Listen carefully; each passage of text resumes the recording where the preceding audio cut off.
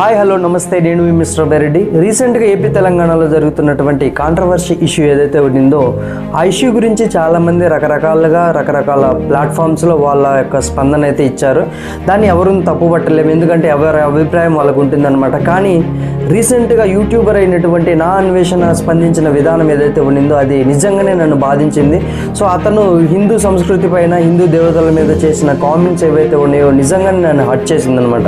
దాంతోపాటు ఒక గొప్ప మహోన్నతమైన వ్యక్తి అయినటువంటి గరికపాటి నరసింహారావు గారిని కూడా ఆయన తీవ్ర అభ్యంతరకరమైన పదజాలంతో వాడటం అనేది నాకు నచ్చలేదు.